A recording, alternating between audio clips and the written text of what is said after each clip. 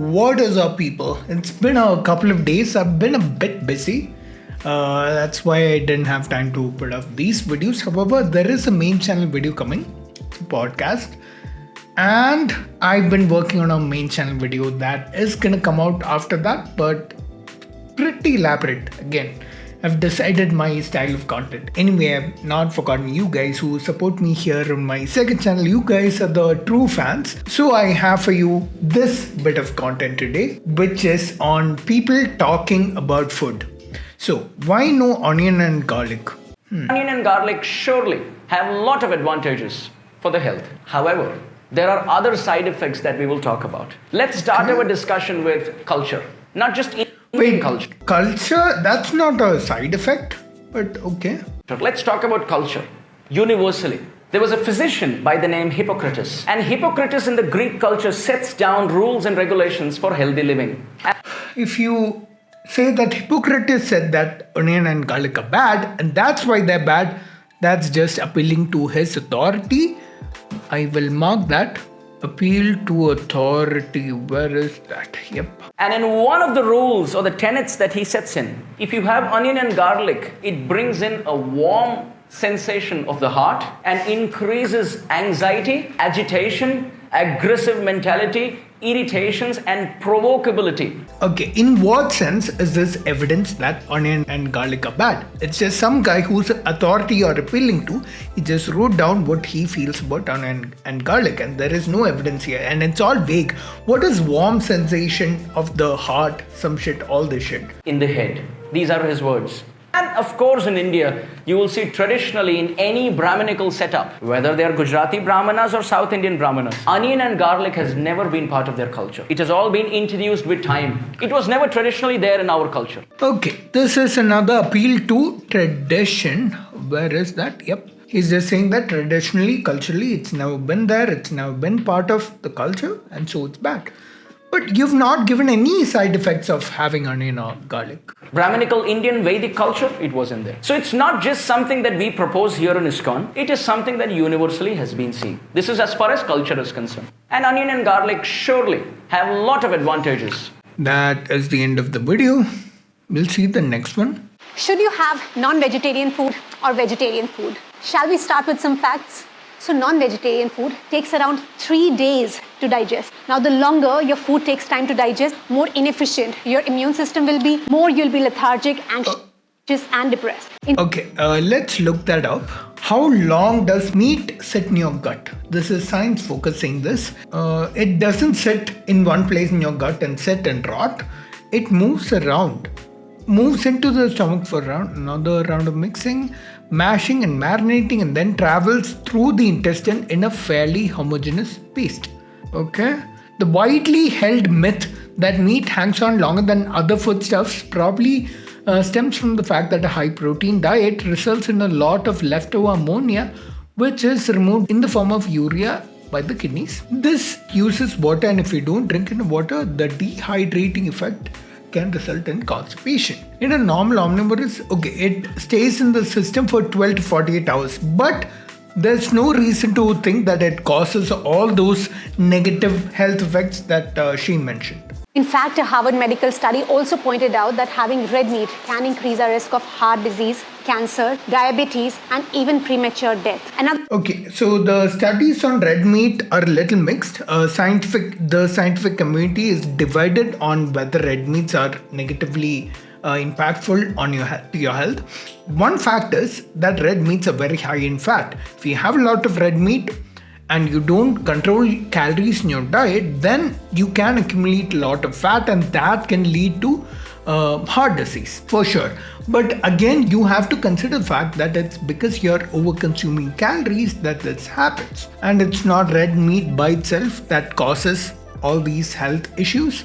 I would say eating red meat in a controlled manner is fine. I would recommend something like red meat once a week or something is fine simply because it's higher in calories than, say, something like chicken meat. But yeah. Another fact to remember is that we humans have an alimentary canal which is 6 times the body size, whereas animals such as lions and tigers who are supposed to eat meat have an alimentary canal 3 times their body size, meaning we humans will take a longer time to digest complex food items such as meat. Now, we did evolve as omnivores, and the length of the gut, I'm not sure about the supposed facts she mentioned, but comparing your gut size to another animal's gut size and deriving comparisons out of that, I don't think it's a valid form of evidence. The difference in gut length could be because of other factors like the strength of the stomach acids, the enzymes, the amount of gut bacteria that need to live in the gut, the kind of environment and the kind of foods they tend to eat. All these things. What she has done is draw a false equivalence. Yep, I will mark that. Nature has already given us a clue as to what we should eat. But if you still have to consume non-vegetarian food because vegetarian food is not available, then you can have seafood such as fish, which is furthest away from human anatomy. Wait, what? Fish is furthest away? You do know that plants are even further away from human anatomy, right? Share this with all your non-vegetarian friends. Namaskaram. Just another bunch of bullshit over here. हरी भरी सब्जियां तो हर कोई खाना चाहता है, लेकिन क्या ये सब्जियां सेफ हैं? अभी रिसेंटली इंटरनेट पर ये वीडियो बहुत ज्यादा वायरल हो रही है। ये भाई साहब कोरिएंडर यानी धनिये को एक केमिकल में डुबोते हैं और उसके 2 मिनट बाद ये मुरझाया बासी धनिया एकदम फ्रेश और हरा भरा दिखने लगता है। रीजन जानने से पहले इस रील को सेव कर ले और इसे मैक्सिमम लोगों तक शेयर कर देना। This is textbook fear mongering. Okay, fear mongering is not there on this. But I'll say some kind of misinformation for sure because what he's about to say after this. तो होता ये है कि ये सब्जी वाले अपनी सब्जियों को हरा भरा और फ्रेश दिखाने के लिए मैलेकाइट ग्रीन केमिकल का इस्तेमाल करते हैं। Malachite green, I looked that up. But you know what? This sounds like something that is illegal being done by these merchants. I would say buy veggies from a reputed seller, buy veggies from the supermarket. And don't do this. Anyone can put something illegal in your food. That's why we have regulations and stuff. If you buy from a reputed seller, all this won't be there. I highly doubt that malachite green, the chemical mentioned, is the cause of all this. Let's look it up. Malachite green is an organic compound and used as a dye stuff, controversially as an antimicrobial in aquaculture. Okay, let's look at the regulation. It mentioned that it's used in aquaculture, fishes and eels. It was classified as a health hazard in 1992, banned in the United States. I highly doubt that malachite green is the compound being shown in the reel because it doesn't talk anything about plants and stuff and making them appear fresher or anything. Let's look at toxicity. Rat study, and they were fed very high amounts of malachite green compared to the 5 parts per billion in fish. They were fed 543 parts per million. And of course, no surprise, some negative effect was found. Direct link between malachite green and liver tumor was not established. I don't know about malachite green, the safety of malachite green and what our country, what India does with it, but I highly doubt that the chemical being shown here is malachite green, and it definitely seems like something illegal. I don't know about whether it causes cancer in your body and shit. To avoid this, I would say buy from someone reputed. ये chemical मुरझाई हुई सब्जियों को भी एकदम fresh जैसा बना देता है, लेकिन इस केमिकल का सबसे बड़ा खतरा ये है कि ये केमिकल कैंसर कॉज करता है और आपके डीएनए को भी डैमेज करता है। बहुत सारी कंट्रीज में ये केमिकल बैन है, लेकिन इंडिया में ये खुले में यूज होता है। अब इस I think the fact that probably isn't malachite green makes this real misinformation on top of the fear mongering. But let's see, misinformation. Is that here? Yeah. I don't know about the rest of it. I think if such a chemical is being used, it seems like something illegal. इस chemical से बचने का बस एक उपाय है कि जो भी सब्जी आप मार्केट से लेते हो, उन्हें बनाने से पहले एक बार अच्छे से बॉईल कर ले। बॉईल करने से ये होगा कि उस सब्जी पे लगे सारे केमिकल्स हट जाएंगे। Next video. Bangalore. Our vegetables are contaminated by toxic heavy metals. This article shows EMBRI collected 400 samples of vegetables from high-end supermarkets, organic stores and regular stores. And they found that because wastewater is being used to grow our My God, wastewater. That's definitely fear-mongering, but I don't have fear-mongering over here.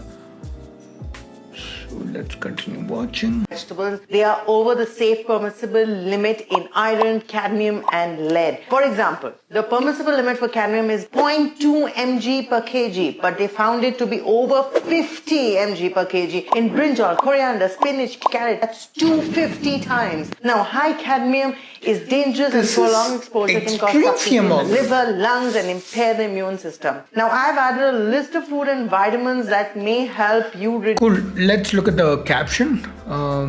Reduce green leafy. I don't think that's a good solution. Place that uses clean water.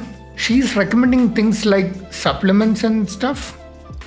But you know what? I have another video for you over here that does a good job of debunking this shit. So this is by Saffron Trail.